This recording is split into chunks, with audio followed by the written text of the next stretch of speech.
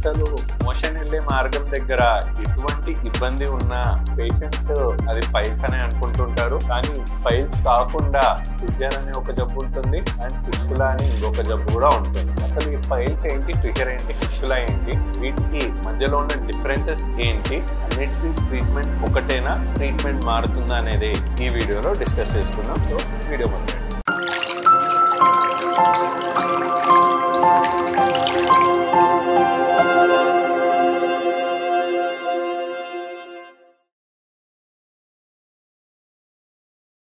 ముందుగా అసలు పైల్స్ ఏంటి, ఫిషర్ ఏంటి, ఫిస్టులా అంటే ఏంటి తెలుసుకునే ముందు అసలు మోషన్ వెళ్ళే మార్గం దగ్గర ఏమేం పార్ట్స్ ఉంటాయి అనేది తెలుసుకుందాం ఫస్ట్.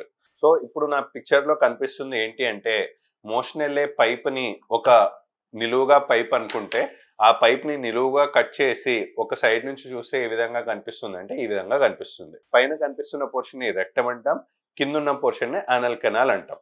సామాన్యుడికి అర్థమయ్యేలా చెప్పాలి అంటే ఈ రెక్టమ్ నే డ్యామ్ అనుకుందాం, ఈ యానల్ కెనాల్ నే డ్యామ్ గేట్స్ అనుకుందాం. ఈ రెక్టమ్ అనబడే డ్యామ్ లో మోషన్ వచ్చి చేరుతూ ఉంటుంది. ఎప్పుడైతే మోతాదుకి మించి చేరుతుందో బ్రెయిన్ సిగ్నల్ పంపించి గేట్స్ ఖాళీ చేయాలి అంటుంది. గేట్స్ ఎగ్జాక్ట్లీ ఏంటి అంటే ఈ యానల్ కెనాల్ లో ఇక్కడ మనకు పింక్ కలర్ లో ఏవైతే కనిపిస్తున్నాయో వాటినే స్పింక్టర్స్ అంటాం. ఈ స్పింక్టర్ అనే కండరాల వల్లనే మనకు మోషన్ టైట్ కానీ లూజ్ కానీ కంట్రోల్లో ఉంటుంది. జస్ట్ మోషన్ పైన కాకుండా గ్యాస్ పైన కూడా కంట్రోల్ అనేది ఈ స్పింక్టర్స్ అనే కండరాల ద్వారానే అవుతుంది. ఏ విధంగా అంటే చేతులు కాళ్ళలాగా మనం మడవాలనుకుంటే మడుస్తున్నాం, తెరవాలనుకుంటే తెరుస్తున్నాం. సో ఈ కంట్రోల్ అనేది మనకు ఈ స్పింక్టర్స్ అనే కండరాల ద్వారానే సాధ్యం అవుతుంది. సో మొదటగా మనకు పైల్స్ అంటే ఏంటి అని తెలుసుకునే ముందు మనకు ఇక్కడ మోషన్ కంట్రోల్ కి కండరాలే కాకుండా ఆర్కిటెక్చర్ పరంగా కూడా ముందు నుంచే మనం మానవ శరీరం ఎలా ఏర్పడబడింది అంటే, సపోజ్ ఒకవేళ ఇదే పైప్ అనుకుందాం. ఈ పైప్ లో మోషన్ అనేది ఇలా ఉంటే మోషన్ కంట్రోల్ ఏం లేకుండా ఎట్లయితే లీక్ అయిపోతుందో, అందుకే అలా లీక్ కాకుండా ఉండడానికి ఏ విధంగా అయితే సైకిల్ టైర్ లో చూసుకుంటే మనకు స్పోక్స్ అనేవి ఎలాగైతే ఉంటాయో అదే విధంగా ఈ మోషన్ వెళ్ళే మార్గం దగ్గర కూడా మనకు ఇలా వెడల్పుగా జస్ట్ ఒక ఓపెన్ పైప్ లాగా కాకుండా ఈ పైప్ లోపల కూడా ముడతల్లాగా ఉంటాయి. సో ఆ ముడతల్లాగా ఉన్న వాటినే యానల్ కుషన్స్ అంటాం. అంటే ఉదాహరణకు చూపియాలి అంటే మనకు ఈ మోషన్ ఎల్లబడే పైప్ లో ఈ భాగంలో వరకు మనకు చూసుకుంటే కొంతవరకు ముడతల్లాగా కనిపిస్తున్నాయి.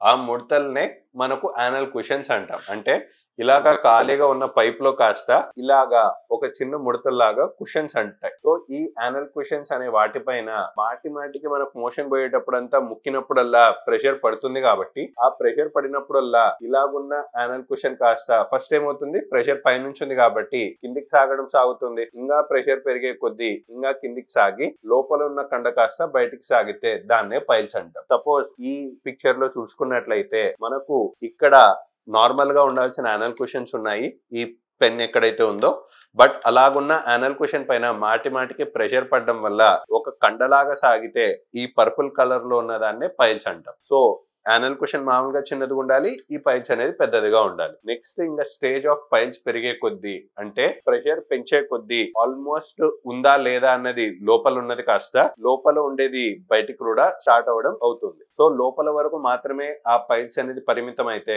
దాన్ని internal haemorrhoids or internal piles అంటాము. అదే పైల్స్ కనుక లోపల మాత్రమే కాకుండా మోషన్ వెళ్ళే మార్గం బయట వరకు వచ్చి బయటికి కూడా కనిపిస్తూ ఉంటే, లైక్ దీనికి తేడా ఉన్నట్టు, ఇదైతే ఇంటర్నల్ పైల్స్ అంటాం, ఇదైతే ఇంటర్నో ఎక్స్టర్నల్ హెమరాయిడ్స్ ఆర్ ఇంటర్నో ఎక్స్టర్నల్ పైల్స్ అంటాం. సో ఈ పైల్స్ అనేది డెవలప్ అవడానికి ఒక్క రోజులోనో 2 రోజుల్లోనో వచ్చేది కాదు. చాలా నెలల కొద్దీ ఆర్ చాలా సంవత్సరాల కొద్దీ మోషన్ పోయేటప్పుడు మనం ముక్కి ఆల్మోస్ట్ ఇలాగున్నది కాస్త ప్రెషర్ పడడం వల్ల బయటికి సాగుతూ వస్తే దాన్నే పైల్స్ అంటాం. సో పైల్స్ అనేది ఒక రోజులో డెవలప్ అయ్యేది కాదు, చాలా రోజుల్లో డెవలప్ అయ్యేది. అండ్ ఈ పైల్స్ లో కూడా మనకు చాలా రకాలుగా ఉంటాయి.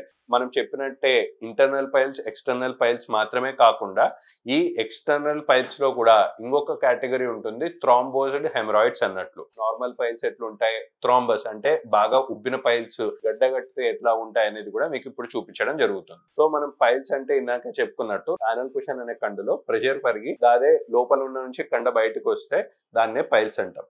పైల్స్ లో ముఖ్యంగా పేషెంట్ కి ఏ విధంగా సిమ్టమ్స్ ఉంటాయి అంటే, పేషెంట్ కి నొప్పి పెద్దగా లేకుండా అప్పుడప్పుడు బ్లీడింగ్ అవుతూ ఉండొచ్చు. అండ్ బ్లీడింగ్ తో పాటు మోషన్ వెళ్ళినప్పుడు లోపల నుంచి ఏదో బయటకు వస్తున్నట్టు, ఆర్ ఇంకా అడ్వాన్స్డ్ స్టేజ్ లో ఉన్న వారికి ఇప్పటికీ కండ బయటకే ఉండే ఛాన్సెస్ కూడా ఈ పైల్స్ లో ఉంటాయి. నెక్స్ట్ మనం పైల్స్ కాకుండా ఇంకేమేం జబ్బులు ఉంటాయంటే ఫిషర్ అండ్ ఫిషులా అనే జబ్బులు ఉంటాయి అనుకున్నాం. ఈ ఫిషర్ లో ఏమవుతుంది అని తెలుసుకుందాం. మనం ఏ విధంగా అయితే పైల్స్ అనేది డెవలప్ అవడానికి చాలా నెలలు సంవత్సరాలు పడతాయి అన్నామో, ఆ విధంగా ఈ ఫిషర్ అనే జబ్బులో మాత్రము అన్ని రోజులు ఏమి పట్టవు. ఈ ఫిషర్ అనేది డెవలప్ అవడానికి ఒక్క సింగిల్ రోజు చాలు. అసలు ఫిషర్ అంటే ఏంటి అంటే, మనం ఇందాకే చూపించినట్టు మనకు మోషన్ వెళ్ళే మార్గం కూడా ఒక రబ్బర్ బ్యాండ్ లాంటిది. అంటే ఈ యానల్ కెనాల్ అనేది ఒక రబ్బర్ బ్యాండ్ లాంటిది. మోషన్ వెళ్ళక ముందు జనరల్ ఇట్లా మూసుకొని ఉంటుంది. మోషన్ వచ్చినప్పుడు కొంతవరకు తెరుచుకొని, వన్స్ మోషన్ వెళ్ళిపోగానే మళ్ళీ మూసుకుపోయి దాన్ని నార్మల్ స్టేజ్ కి వస్తూ ఉంటుంది. So it's acting like rubber band అన్నట్టు, తెరుచుకుంటుంది, స్ట్రెచ్ అయ్యి మళ్ళీ మూసుకుపోతుంది. సో ఇలాగా ఎలాస్టిక్ గా ఉన్న రబ్బర్ బ్యాండ్ పైన కాస్త ఎవరైనా బాగా ప్రెషర్ పెట్టి బాగా స్ట్రెచ్ చేసినట్లయితే ఏ విధంగా రబ్బర్ బ్యాండ్ తెగి కూర్చుంటుందో, అదే విధంగా ఈ మోషన్ వెళ్ళే మార్గం పైన ఎవరైనా బాగా నాన్ వెజ్ తిన్నారు, అసలు నీళ్ళే తాగలేదు, పీచు పదార్థం అనేది ఏం తీసుకోలేదు, లేదా ఎవరైనా బాగా కంటిన్యూస్ గా ట్రావెల్ చేసిన తర్వాత మోషన్ వెళ్ళారు, కారణం ఏదైనా మోషన్ గట్టిపడి వెళ్ళినా ఆర్ మీద లూజ్ మోషన్స్ లాగా రాపిడ్ జరిగేలా చేసినా మనకేమైతుంది, ఎక్స్ట్రా ప్రెషర్ అనేది పడి మనకు మోషన్ వెళ్ళే మార్గం దగ్గర చీలిక అనేది స్టార్ట్ అవుతుంది. ఈ చీలికనే ఫిషర్ అంటారు. పైల్స్ అనేది డెవలప్ అవడానికి మనకు చాలా రోజులు పట్టొచ్చు, కానీ ఈ ఫిషర్ అనేది డెవలప్ అవడానికి ఒక్క సింగిల్ ఎపిసోడ్ ఆఫ్ కాన్స్టిపేషన్ సరిపోతుంది. సో ఆ చీలిక అనేది ఉంటే దాన్నే ఫిషర్ అంటారు. పైల్స్ అంటే ఏంటి, కండలాగా లోపల నుంచి బయటికి రావడం ప్లస్ బ్లీడింగ్ అవడం. ఫిషర్ అంటే ఏంటి, ఫిషర్ లో కూడా బ్లీడింగ్ ఉండొచ్చు, కానీ ఆ బ్లీడింగ్ ఎలా ఉంటుందంటే ఒక సన్నటి లైన్ లాగా మోషన్ లో ఒక చిన్న లైన్ గీస్తే ఎట్లా ఉంటుందో మోషన్ పైన ఒక చిన్న గీతలాగా ఉంటుంది ఫిషర్ లో. అండ్ పైల్స్ లో మనకు మోషన్ అంతా వెళ్ళిన తర్వాత డ్రాప్స్ లాగా బ్లడ్ పడుతూ ఉంటుంది. వేరేస్ ఫిషర్ లో మనం చెప్పినట్టు మోషన్ కి ఒక గీతలాగా పడచ్చు, లేదా ఎక్కువ శాతం మనకు చీలిక అనేది ఏర్పడిన ఫస్ట్ రోజుల్లో మాత్రం బ్లీడింగ్ ఉంటుంది. బట్ రోజులు గడిచే కొద్దీ బ్లీడింగ్ అనేది ఆగిపోతుంది, కానీ పేషెంట్ కి మోషన్ వెళ్ళిన తర్వాత నొప్పి మంట మాత్రం ఉంటే అది ఫిషర్ అంటాం. సో ఫిషర్ అంటే చీలిక అనుకున్నాం. ఈ పైల్స్ ఫిషర్ కాకుండా మనకు ఫిషులా అనే ఇంకొక జబ్బు కూడా ఉంది. పైల్స్ ఫిషర్ లో మనకు ఇన్ఫెక్షన్ లాంటివి ఏమీ ఉండవు, వేరే ఈ ఫిషులా అనే జబ్బులో మాత్రము మనకు ఇన్ఫెక్షన్ తో కూడుకొని ఉంటుంది. ఫిషులా ఉన్న వాళ్ళు ఏ విధంగా ప్రెజెంట్ అవుతారు అని చూసుకున్నట్లయితే, వారికి మోషన్ వెళ్ళే మార్గం చుట్టుపక్కల ఎక్కడైనా గట్టిగా తగలడము, గడ్డలాగా తగలడము, లేదా ఆ చుట్టుపక్కల నుంచి రసిలాగా గాని, చీములాగా గాని, రక్తంలాగా గాని, మోషన్ వెళ్ళే మార్గం లోపల నుంచి కాదు, మోషన్ వెళ్ళే మార్గం చుట్టుపక్కల పింపుల్ లాగా ఉండి గడ్డలాగా ఉంటే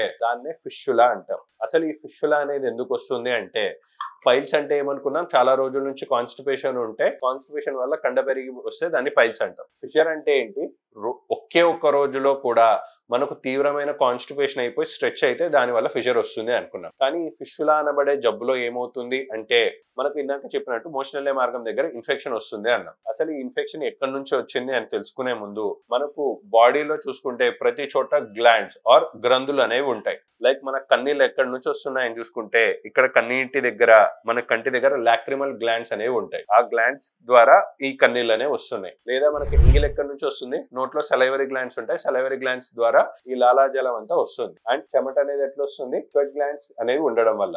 ఏ విధంగా, అలాగే మనకి ఏ విధంగా అయితే sweat glands, sebaceous glands and lacrimal glands, salivary glands ఉన్నాయో, మోషన్ వెళ్ళే మార్గం దగ్గర కూడా యానల్ గ్లాండ్స్ అనేవి అందరికీ ఉండడం జరుగుతుంది. వీటి ఫంక్షన్ ఏంటి అంటే లూబ్రికేషన్ అంటాం. సపోజ్ నేను 10 పేషెంట్లను చూసిన తర్వాత 11వ పేషెంట్ ని చూసే ముందు ఏ విధంగా అయితే బ్రేక్ తీసుకొని నీళ్లు తాగి మళ్ళీ కంటిన్యూ చేస్తానో, అదే విధంగా మనకు మోషన్ వెళ్ళే మార్గం దగ్గర కూడా మోషన్ ఫ్రీగా అవ్వడానికి యానల్ గ్లాండ్స్ అనేవి ఉంటాయి. ఏ విధంగా అయితే ఈ స్వెట్ గ్లాండ్స్ అనేవి అప్పుడప్పుడు ఇన్ఫెక్ట్ అయిపోయి చిన్న చీము గడ్డలాగా మారి చీము పగిలిపోగానే ఆ గడ్డలు మాయమైపోతూ ఉంటాయో, అదే విధంగా ఈ యానల్ గ్లాండ్స్ అనేవి కూడా లోపల ఉండి మోస్ట్లీ అప్పుడప్పుడు పస్లాగా మారి మోషన్ లో పగిలిపోతూ ఎప్పుడు వచ్చాయో ఎప్పుడు పోయాయో కూడా మనకు తెలియకుండా ఉంటాయి. కానీ ఎవరికైతే టైం బాగాలేక కాన్స్టిపేషన్ ఎక్కువ అవుతుందో, లేకుంటే ఎక్కువసేపు కూర్చునే జాబ్ ఉంటుందో, వారికి ఏమవుతుంది, లోపల పగలాల్సిన ఆ చీముగడ్డ కాస్త మోషన్ వెళ్ళే మార్గం బయట పగిలి అనేది మోషన్ వెళ్ళే మార్గం చుట్టూరా పాక్కుంటూ ఒక సొరంగం లాగా మారి మోషన్ వెళ్ళే మార్గం చుట్టుపక్కల ఒక చిన్న పింపుల్ లాగా మారితే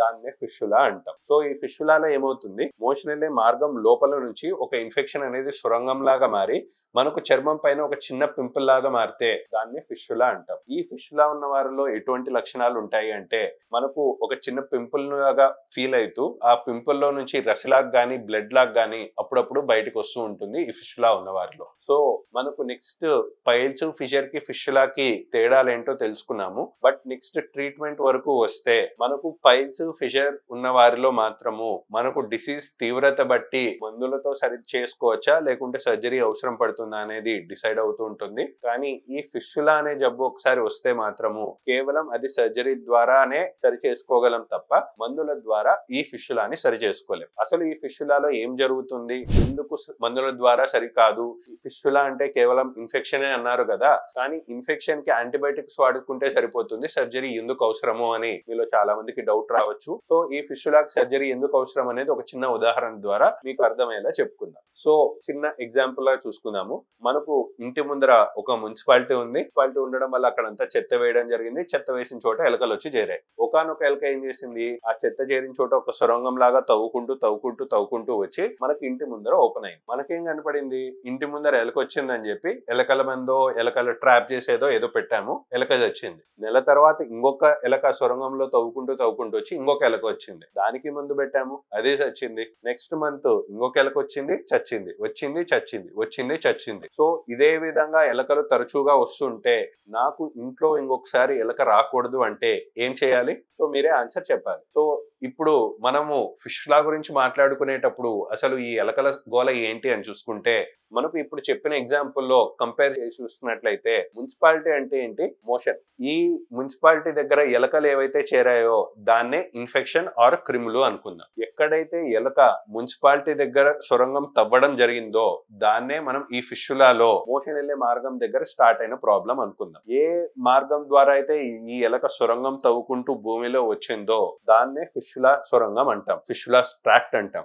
ఏ మార్గం ద్వారా అయితే ఎలక బయట మన ఇంటి ముందర ఓపెన్ అయిందో దాన్నే బయటికి కనిపించే ఓపెనింగ్ ఆర్ ఎక్స్టర్నల్ ఓపెనింగ్ అంటాం. అంటే ఎలక తవ్విన పార్ట్ ని లోపల ఇంటర్నల్ ఓపెనింగ్ అంటాం, ఈ సొరంగాన్ని ఫిష్యులా అంటాం. బయట ఎక్కడైతే ఈ ఎలక చర్మం పై నుంచి బయటకు వస్తుందో దాన్నే ఎక్స్టర్నల్ ఓపెనింగ్ అనుకున్నాం. సో ఏ విధంగా అయితే ఇప్పుడు మీలో క్వశ్చన్ చేస్తే ఎలకల మందు అనేది ఏ విధంగా అయితే పర్మనెంట్ ట్రీట్మెంట్ అవ్వట్లేదో, మళ్ళీ ఎలకలు ఎట్లయితే వస్తున్నాయో అదే విధంగా ఈ ఫిష్యులాలో సొరంగం ఉన్నంత వరకు యాంటీబయాటిక్స్ వాడినట్లయితే అప్పటికి తాత్కాలికంగా జబ్బు తగ్గుముఖం పడుతుందే తప్ప మళ్ళీ ఈ చీము గాని రసి గాని మళ్ళీ వచ్చేదే ఈ సొరంగం ఉన్నంత వరకు. అదే విధంగా ఇప్పుడు మనకి ఇంకొకసారి ఎలకలు రాకుండా ఉండాలి అంటే సొరంగాన్ని ఎట్లయితే కూల్చేస్తేనో తీసేస్తేనో మళ్ళీ ఇంకొకసారి వెనకలికి రావో, అదే విధంగా ఈ ఫిష్యులా అనే జబ్బులో ఈ సొరంగం మోషన్ వెళ్లే మార్గంతో కమ్యూనికేషన్ లో ఉన్నంత వరకు మోషన్ వెళ్ళినప్పుడల్లా ఆ మోషన్ లో ఉన్న క్రిములన్నీ ఈ సొరంగంలోకి ఎంటర్ అవుతుంటాయి. కాబట్టి సొరంగం అనేది ఉన్నంత వరకు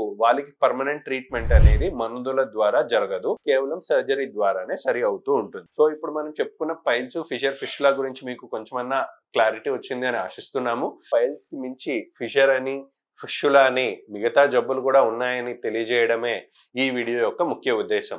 సో ఈ వీడియో చూసిన తర్వాత మీలో ఎవరికైనా ఈ ఇబ్బందులు ఉందంటే, మీలో పైల్స్ ఉన్నాయా, ఫిషర్ ఉందా, ఫిష్యులా ఉందా అనేది కామెంట్ సెక్షన్ లో మెన్షన్ చేయగలరు. ఈ వీడియో కనుక మీకు ఉపయోగపడినట్లయితే మీ ఫ్రెండ్స్ కి మీ కొలీగ్స్ కి షేర్ చేసి లైక్ చేసి సబ్స్క్రైబ్ చేయగలరు. Thank you.